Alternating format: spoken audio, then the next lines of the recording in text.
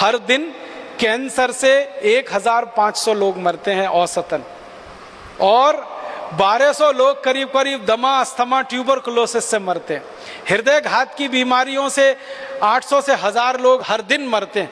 तो इतनी बड़ी मौत के आंकड़े हैं, कैंसर, हार्ट अटैक, दमा, अस्थमा, ट्यूबरकुलोसिस, उसके बारे में मीडिया में कोई चर्चा नहीं है। Swine flu, swine flu, swine flu, इसका एक रहस्य है। रहस्य इसका ये है कि कैंसर का वैक्सीन नहीं बनता, ट्यूबरकुलोसिस का वैक्सीन नहीं बनता, दमा का वैक्सीन नहीं बनता, अस्थमा का वैक्सीन नहीं बनता, हृदय घात का वैक्सीन नहीं बनता। मतलब सीधा सा ये है, जिन बीमारियों के वैक्सीन नहीं बन सकते उन बीमारियों पर मीडिया चर्चा नहीं करता, क्योंकि उनसे कंपनियों को कोई बड़ा लाभ होने की गुंजाइश नहीं। स्वाइन फ्लू का वैक्सीन बन सकता है, एवियन फ्लू का वैक्सीन बन सकता है, सार्स का वैक्सीन बन सकता है, और थोड़े दिन पहले एक बर्ड फ्लू आया था, उसका वैक्सीन बन सकता है। तो एवियन फ्लू है, बर्ड फ्लू है, सार्स है, स्वाइन फ्लू है, इन सब बीमारियों के वैक्सीन बन सकते हैं और वैक्सीन बनकर बाजार में बिक सकते हैं, और इसमें विदेशी कंपनियों को मुनाफा बहुत भयंकर है।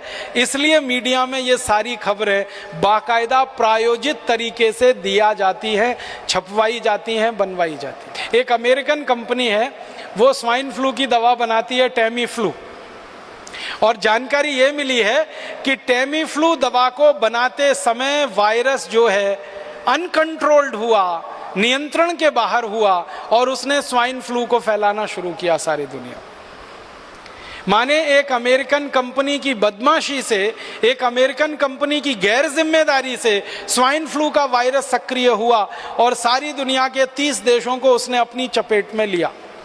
अब वो 30 देश हैं, वो टेमी फ्लू के ग्राहक हो गए।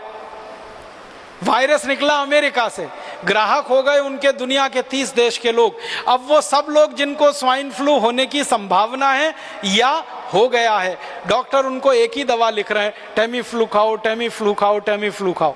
जो विद्वान डॉक्टर हैं और जो इन कंपनियों के चक्कर में नहीं फंसते हैं, ऐसे भी कई डॉक्टर हैं, वो बता रहे हैं कि टेमी फ्लू बिल्कुल मत खाओ, क्योंकि आपने टेमी फ्लू खाया तो ये स्वाइन फ्लू का जो वायरस है ये स्ट्रक्चर बदलने में माहिर है, तुरंत नया स्ट्रक्चर ले सकता है और वो नए स्ट्रक्चर में रेजिस्टेंस आ सकता है, फिर कितना भी टेमी फ्लू खाना ठीक ही नहीं होने वाले। तो ऐसा पूरे देश में आतंक और माहौल फैला दिया।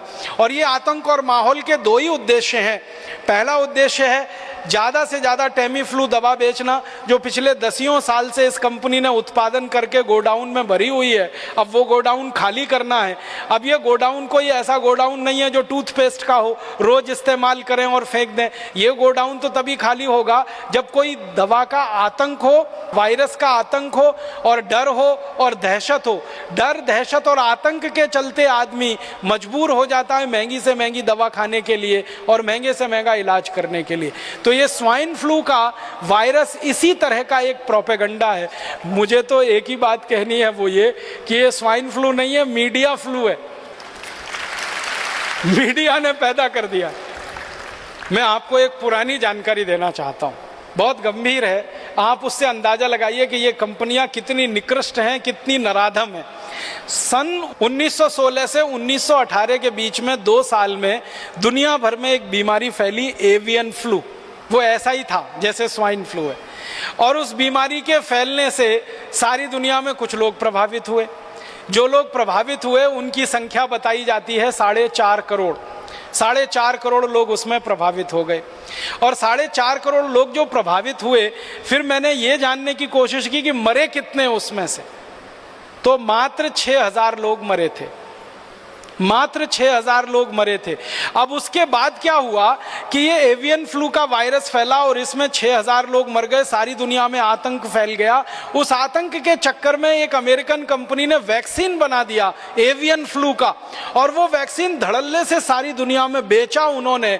और आपको सुनकर दुख होगा, उस वैक्सीन को लगवाने के बाद 60 लाख लोग मर गए दुनिया में, और पता नहीं कितने अपंग हो गए, कितने विकलांग हो गए। बीमारी आने से 6000 लोग मरे। बीमारी का वैक्सीन बना और उस वैक्सीन को सारी दुनिया में भेजा गया, फैलाया।